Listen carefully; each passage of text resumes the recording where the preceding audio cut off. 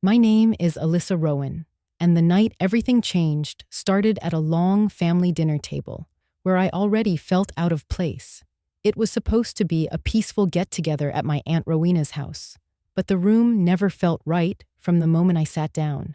Everyone kept watching me in a strange way, like they were waiting for me to make the first move. As I pushed my chair closer to the table, my phone buzzed in my lap. It was a message from my younger sister Kara, the one person who never lies to me. Her text said one thing: "Do not eat anything on your plate." I looked up slowly. Every person at that table was staring at me without blinking. My mother, my father, my cousins, even my aunt. They were all watching me as if they were waiting to see what I would do next. My chest tightened. I pushed my plate back, and when I tried to stand, my Uncle Martin rose from his chair and said, in a calm voice that felt colder than anything I had heard in my life, "It's too late." That was the moment I realized something was deeply wrong with my family, and that Kara's message may have been the only thing protecting me from something I did not understand yet. I never thought a simple family dinner would turn into the most frightening moment of my life. I had been working long hours for weeks, and when my mother insisted that I come to this dinner, I forced myself to go. I told myself it was only a few hours around people who made everything feel heavy. I wanted to show that I was still part of the family, even though we all drifted apart. My family has always been complicated. My parents separated years ago but still pretend to get along in front of other people. My father, Samuel, rarely shows emotion. He talks in short sentences and keeps things to himself. My mother, Lydia, works hard to hold the family together, even when it is clear she is the only one trying.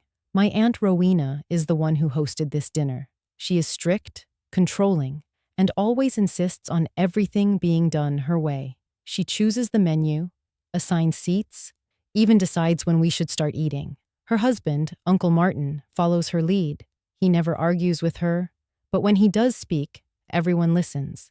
People say he has a temper, but no one ever talks about it openly. My younger sister Kara is the opposite of all of them. She is honest, protective, and she never hides how she feels. Even as a kid, she would stand up for me when no one else would. She sat at the opposite end of the table that night, and I could tell from the moment I saw her face that something was wrong. She looked tense, alert, and her eyes kept flashing toward my plate. The dinner table was set with dishes that looked perfect, almost too perfect. Portions were arranged neatly, like the meal had been planned for days. But what bothered me more was how quiet everyone was. No one was having small conversations, no laughter, no passing of dishes. Everyone watched me with a strange intensity. My mother leaned in and said, "You need to eat, Alyssa. We all worked hard on this dinner." Her voice sounded calm, but her eyes told me she was hiding something. Then my phone buzzed again. It was a second message from Kara. "Please trust me. Do not eat anything." My stomach dropped. I could feel my pulse in my neck. This was not a joke from her. She would never play around like this. I looked around the table again. No one else was eating. Their plates were full. Their forks were untouched. All their attention was locked on me. I pushed my chair back, and the legs scraped against the floor. The sound echoed through the room. That was when everything changed. Uncle Martin stood up slowly, gripping the back of his chair. His voice came out low and steady. "You should have listened earlier. It's too late now." The room felt colder. My heartbeat felt louder. And for the first time in my life, I wondered if my own family had just become a danger to me. The moment Uncle Martin said it was too late, the air in the dining room shifted, and every part of me felt trapped between fear and confusion. I stood beside my chair, gripping the table edge to steady myself as my eyes moved around the room, searching for a single face that didn't look tense or guilty. My mother stared down at her hands, like she couldn't bring herself to look at me. My father had his arms crossed, jaw clenching like he was struggling to control his expression. My Aunt Rowena's eyes burned with irritation, not fear, almost like she was angry that I had ruined the script. The cousins around the table tried to act neutral, but their eyes kept flicking between me and the plate I pushed away. Only Kara looked terrified for me. She shook her head slightly, urging me not to sit back down. My voice cracked as I asked, "What's going on?" At first, no one answered, and that silence was more frightening than anything they could have said. A heavy tension spread across the table until my mother finally whispered, "Alyssa, please, don't make this harder."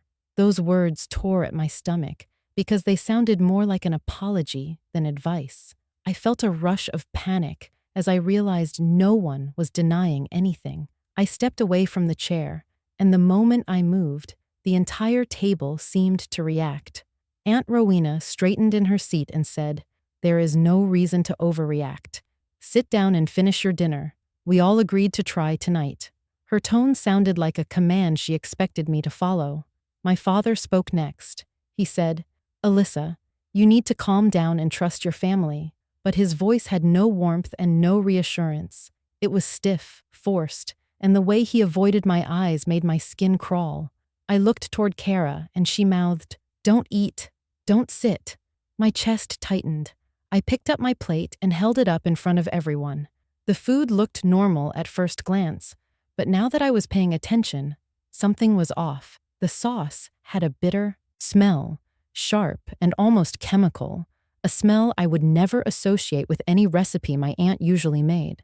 When I tilted the plate, the meat slid strangely, like something had been poured on top of it. "Why is my plate different from everyone else's?" I asked. That question caused a visible ripple across the room. One cousin shifted uncomfortably. Another cousin glanced at Rowena as if waiting for her cue. My aunt clicked her tongue and said, "You always think everything is about you. It is the same food we are all eating." That was an obvious lie, because not a single person had taken a bite. Not one fork was missing from the place settings. My gut twisted as I realized they had not planned to eat at all. The entire dinner was arranged around me. My Uncle Martin stepped closer, blocking the space between me and the front hallway. He said, "Put the plate down and sit."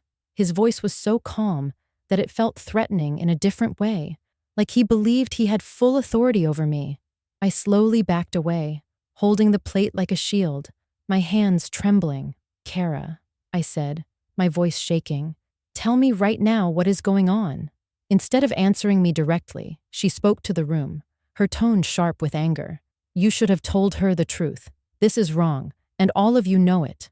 Rowena slammed her hand on the table. "Enough. She does not need to hear anything else. We already decided this as a family." That sentence hit me harder than anything so far. They decided something about me, without me, against me.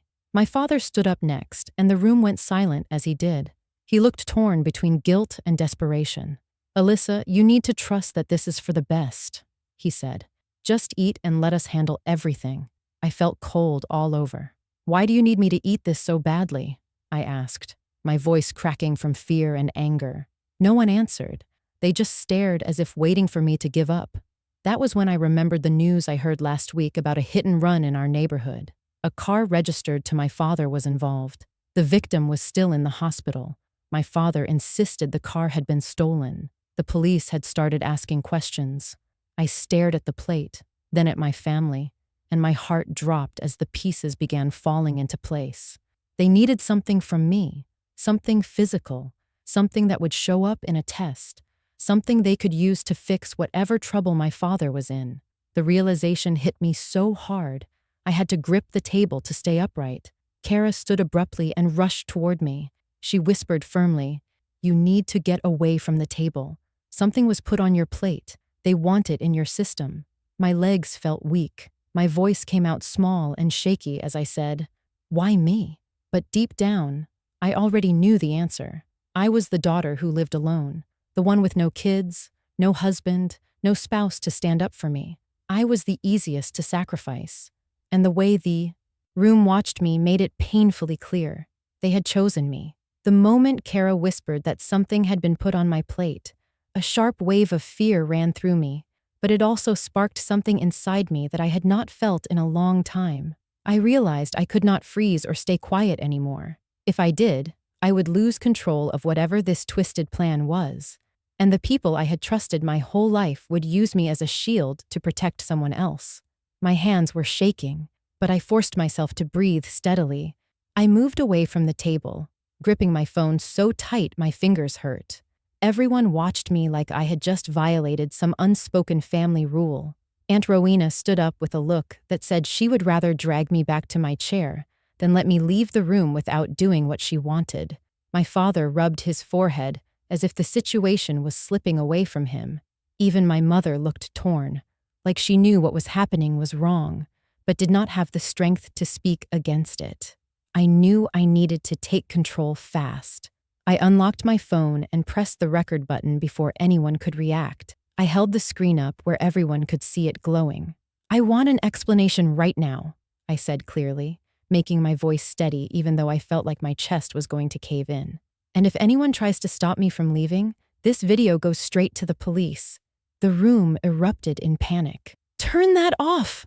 Rowena snapped as she moved toward me, but Kara stepped between us, blocking her path. "She has every right to record," Kara said, her voice shaking but firm. My Uncle Martin slammed his hands on the table and said, "You are ruining everything. Put the phone down." I refused. I kept recording. "What did you put on my plate?" I demanded. "Why was only my food touched?" My father finally spoke, but his voice broke. "You do not understand how serious this is. You need to listen to us." His words made my heart ache because there was a part of me that wanted to believe he meant well, but the fear in his eyes said otherwise. Kara took my arm gently. "Alyssa, we need to leave now." Her voice softened like she knew I was fighting both shock and betrayal. But before we could move toward the door, Rowena tried another tactic. She crossed her arms and said, "You think the police will believe you over an entire family? We are trying to protect Samuel. You should be willing to help him. He is your father." Hearing my aunt speak so confidently made something in me snap. "Protecting him is one thing," I said, "but sacrificing me is another." That simple sentence caused a visible reaction. My mother gasped quietly, as if she had not admitted to herself what this plan really meant.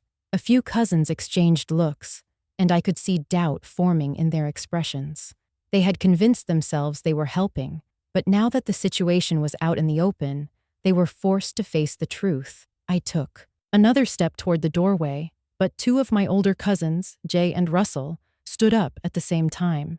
They moved casually, but positioned themselves near the hallway, like they had been told to stop me if I tried to leave. My heart raced harder. "Move," I said, with more strength than I felt. "I am not staying here." Jay hesitated, looking nervously at Uncle Martin, who gave him a small nod as if approving the blockade. Kara's voice cracked with anger. "If you touch her, I will call 911 right now." She held her phone up too, thumb hovering over the call button. That was the first time they seemed to fully understand we were not bluffing. The power balance shifted. My father stood again, this time stepping away from the table. "Rowena, this is going too far," he said, his voice shaking. "She is my daughter," but his words were too late. The damage was done, and everyone knew it. They needed me to look guilty. They needed something in my system that could tie me to the hit and run. They needed a scapegoat, and they chose the daughter who lived alone, the one without a spouse or kids, the one they assumed would stay quiet. I lifted my chin and said, "I am walking out that door. If anyone stops me, everything that happens next is on video and will be sent to every police contact I have." For a long moment, no one moved. The only sound was my heartbeat pounding in my ears and the faint clatter of a fork hitting a plate as someone's hand shook. Finally, Jay stepped back. Russell followed. The path opened like a quiet surrender. Kara grabbed my hand, and together we moved toward the front door. Behind us, the family erupted into arguments, blame shifting from one person to another. My aunt shouted that I was ungrateful. My father yelled at her to stop. My mother cried, begging everyone to sit down. The tension broke into chaos, and for the first time that night, my fear turned into determination. I realized this was the moment I chose myself, even if it meant standing alone. With Kara by my side, I pushed the front door open, ready to step into whatever came next, but unwilling to let my family rewrite my future. The cold air outside hit my face the moment Kara and I stepped onto the porch. But before we could take another step, Aunt Rowena's voice cut through the chaos behind us. She was supposed to test positive, It would give Samuel an alibi. Her words froze me in place. It was like someone had reached into my chest and squeezed until I could barely breathe. I turned back toward the doorway, my pulse pounding so hard it hurt. An alibi for what? I asked, my voice barely steady. My father, who had always been stern but predictable, looked like he had aged 10 years in a single second. He opened his mouth to speak, but nothing came out, and that silence told me more than any explanation could. Kara pulled on my arm gently, whispering, "Alyssa, let's go." But I could not move until I understood what they were trying to pin on me. My cousin Jenna stepped forward from behind the others, her expression strained with guilt. She whispered, "The police found traces of a sedative in the car, the steering wheel, the seatbelt. They think the person who drugged himself may have been disoriented when the accident happened." My stomach twisted. I knew the story. I remembered watching the news report days earlier. A man had been hit while crossing a quiet intersection late at night. The driver fled. The victim was still in critical condition. The police had found a vehicle registered to my father, abandoned 2 streets away. My father swore the car had been stolen and that someone else had been driving, but the police found evidence inside, evidence they must have assumed belonged to the driver, evidence that pointed to someone who had been drugged or under the influence. When I stepped closer and demanded answers, Rowena snapped. They needed someone who could match the test results, someone who could explain the substances found in the car. If they test you tonight and find the same thing in your system, the timeline fits. They will stop looking at Samuel. My head spun. They were willing to hand me over to the police as the driver. My father whispered, "It was not supposed to happen like this." But that apology meant nothing because he had allowed it. He had sat at that table and watched me reach for a plate he knew could destroy my life. I felt something inside me break. "So you were all going to let me get arrested for something I did not do," I said, my voice cracking. "You were going to let me lose my job, my future, everything." No one answered. My mother cried quietly behind my father, shaking her head as if she wanted to deny the truth, but could not.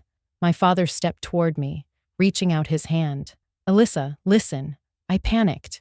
"They told me you were the only choice. You are single. You live alone. You could recover from this." I could not. Those words cut through me like a blade. They had chosen me because they thought my life was the easiest to sacrifice. Kara stepped in front of me, her voice fierce with anger. "You were never the only choice. You were just the option they found most convenient." She pulled out her phone and said loudly for everyone to hear, "We are going to the police. Right now." Uncle Martin pushed forward like he was about to block our way again, but when Kara raised her phone and said, "If you touch her, this recording goes straight to the detectives investigating the hit and run," he stopped cold. I felt shock wash over me as I realized that even now, some of them still believed they could control the outcome. They thought they could intimidate us into dropping everything. But something had changed in me. Fear had turned into anger. Betrayal had turned into clarity. I stepped down the porch stairs and said, "Move. I am done with all of you." My cousins stepped back slowly, their guilt finally breaking through the wall of silence. My father called my name, but I didn't turn around. I could not. If I did, I might collapse under the weight of everything he had chosen to do. As Kara and I reached her car, I could still hear the arguing erupt inside the house. Rowena shouted that I had ruined the plan. Martin blamed Kara. My father sounded like he was pleading for the situation to somehow undo itself. The noise faded as the car doors shut and the engine started. I stared out the window, my eyes burning, trying to understand how a family could turn so quickly into something dangerous. Kara reached over and held my hand. "You are safe now," she said. "We are going to tell them everything." And as the house disappeared behind us, I understood that this was not just a betrayal. It was a choice my family made, a choice that ended any trust I had left in them. But it was also the moment I chose myself. The drive to the police station felt longer than any road I had ever taken, even though it was only 12 minutes from my aunt's house. My heart beat in a painful rhythm the entire way, and I kept replaying everything in my mind, trying to understand how a family could plan something so cold. Kara drove with one hand on the wheel and the other gently squeezing my hand every few minutes, like she was making sure I did not drift into the emotional numbness that kept trying to swallow me. I watched the houses pass by outside the window and wondered how many families looked normal from the outside, but hid secrets like this behind closed doors. When we finally pulled into the police station parking lot, I took a deep breath, forcing myself to stay steady. I knew that walking inside meant the truth would finally be exposed, and once it came out, there was no taking it back. Kara stayed by my side as we walked through the doors, and I felt safer with her than I ever had with my entire family combined.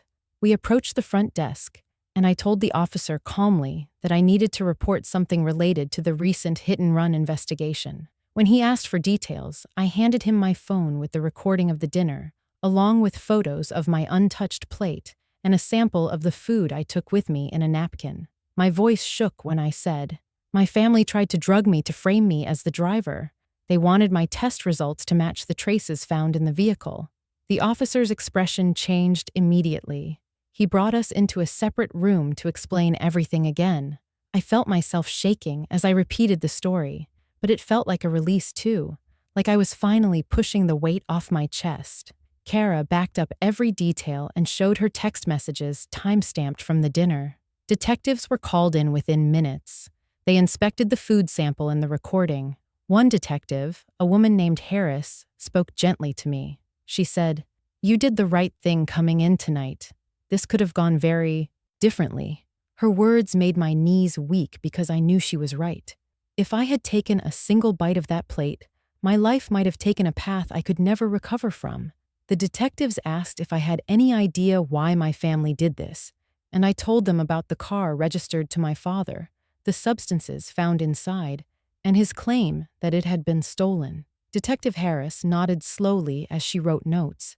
"It is common for families to try to shield someone, but what they did is criminal. We will investigate this immediately." After giving a full statement and turning over my recording, the food and my aunt's note-filled messages from earlier in the week, Kara and I left the station feeling exhausted, drained, and strangely relieved. The night air felt different now. It wasn't cold like before. It felt honest. Kara drove us back to my apartment, and when we stepped inside, I finally allowed myself to collapse on the couch. My hands covered my face as the truth washed over me again. My own father had been willing to let me take the fall for a crime that could have put me in prison for years. My aunt and uncle had been willing to watch my life be destroyed.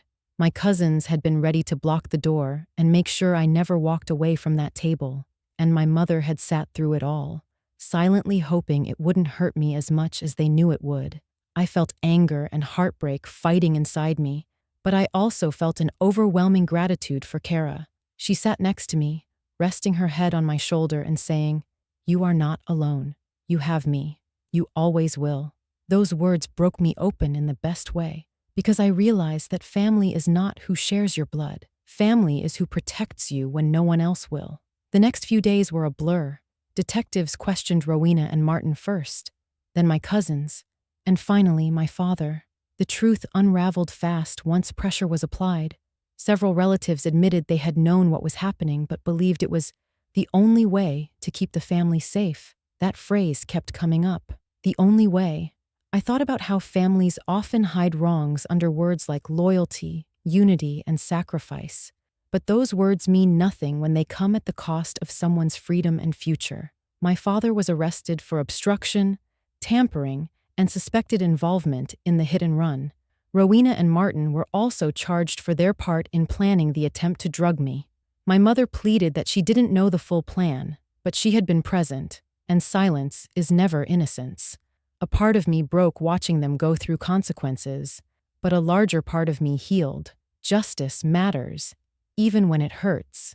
In the weeks that followed, I focused on rebuilding my life. I changed my number, blocked every relative except Kara, and started meeting with a therapist to process the trauma.